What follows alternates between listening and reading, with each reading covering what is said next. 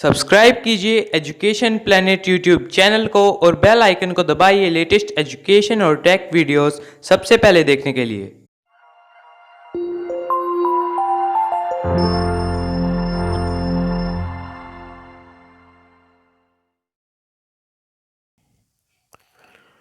प्रिय विद्यार्थियों, आपका स्वागत है एजुकेशन प्लेनेट चैनल नौहर पर।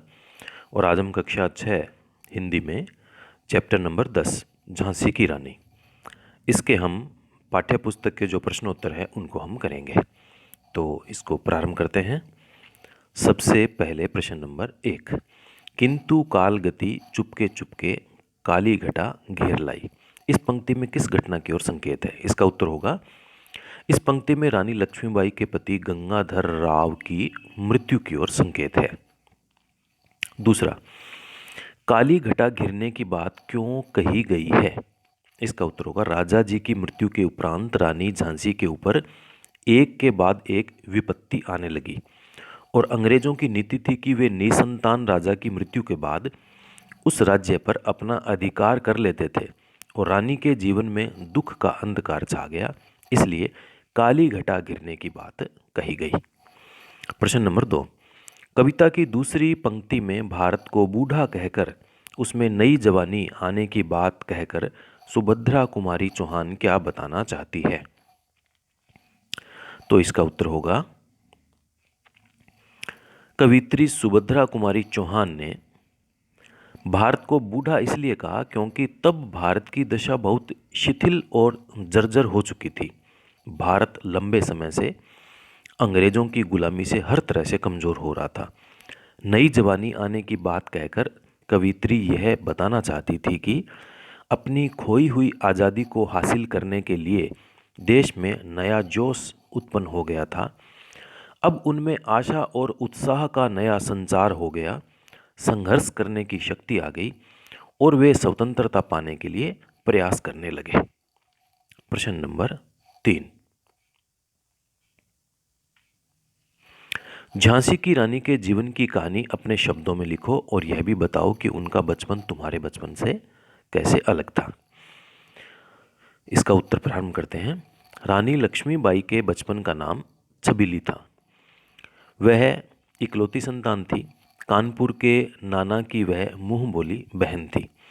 लक्ष्मीबाई को मनु के नाम से भी जाना जाता था। उनको बचपन से ही हथियार चलाने का शौक था।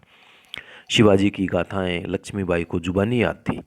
नकली युद्ध करना, व्यू की रचना करना, किले तोड़ना, शिकार खेलना लक्ष्मीबाई के प्रिय खेल थे। भवानी उनके कुल की देवी थी। झांसी के राजा गंगाधर राव के साथ लक्ष्मीबाई का विवाह हुआ। विवाह के थोड़े दिन बाद रानी लक्ष्मीबाई के पति की मृत्यु हो गई। इसके बाद अंग्रेजी शासकों ने झांसी पर अपना अधिकार करने का प्रयास किया। घमासान युद्ध हुआ। लक्ष्मीबाई ने अंग्रेजों के साथ लड़ते लड़ते वीर गति को प्राप्त हो गई। उनका नाम इतिहास में हमेशा के लिए अमर हो गया। उनका बचपन हमारे बचपन से इस मायने में अलग था कि वह हमारे सामान्य खेल कूदों में वह नहीं उलझी रहती थी। बचपन से ही वह बर्छी, ढाल, कृपाण जैसे हथियार ही उनकी सहेली थे। शिवाजी की वीरता की कहानी उनको याद थी। इसके विपरीत हमारे बचपन में हथियार नाम की कोई चीज़ नहीं है।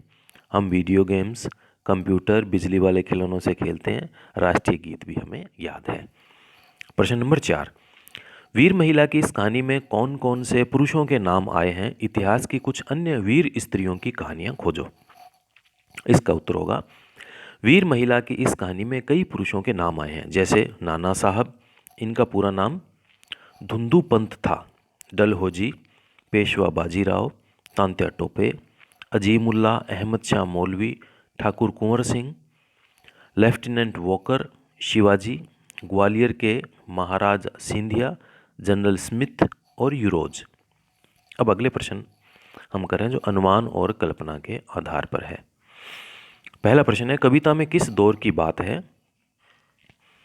और कविता से उस समय के माहौल के बारे में क्या पता चलता है? इसका उत्तर है, कविता में वर्ष 1857 के प्रथम स्वतंत्रता संग्राम के दौर की बात कही गई है। इस संग्राम में झांसी की रानी लक्ष्मीबाई ने महत्वपूर्ण भूमिका निभाई थी। उस समय के माहौल के बारे में यह पता चलता है कि देश गुलाम था और लोगों के दिलों में देश प्रेम की ज्वाला भड़क रही थी। वे आज़ादी पाने के लिए लालायित थे। प्रश्न नंबर 2, सुभद्रा कुमारी चौहान लक्ष्मीबाई को मर्दानी क्यों कहती है? वीरता, साहस, हिम्मत, ताकत, युद्ध कौशल, घुड़सवारी, तलवारबाजी, ये सभी मर्दों वाले गुण उनमें विद्यमान थे। रानी लक्ष्मीबाई ने वीर सेनापतियों की तरह अंग्रेज़ों से युद्ध किया और झांसी की रक्षा करती रही, इसलिए कवित्री ने उन्हें मर्दानी कहा। अब फिर आगे वाले प्रश्न देखते हैं हम। खोजबीन के जो प्रश्न हैं, बर्छी और ये कपाण, यहाँ पे कृपाण होना चाहिए, हम इसको कृपाण कर देते हैं। आप इसको कृपाण पढ़ना। बर्छी, कृपाण, कटारी उस जमाने के हथियार थे। आजकल के हथियारों के नाम बताइए।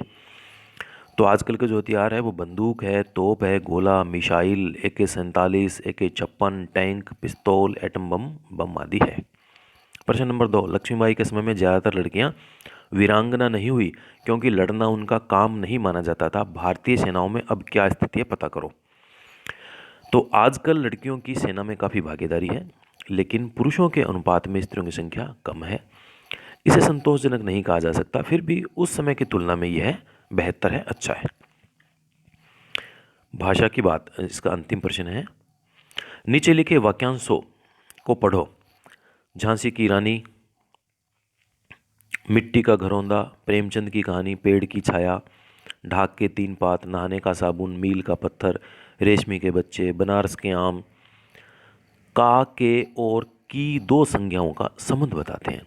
ऊपर दिए गए वाक्यांशों में अलग अलग जगह पर इन तीनों का प्रयोग हुआ है। ध्यान से पढ़ो और कक्षा में बताओ कि का, के और की का प्रयोग कहाँ और क्यों हो रहा है। अभी बता देते हैं, चलिए। का, के और की संबंध कारक के चिन्ह हैं। इन्हें परसर्ग भी कहते हैं। इनका प्रयोग संबंधी संज्ञा के अनुसार होता है।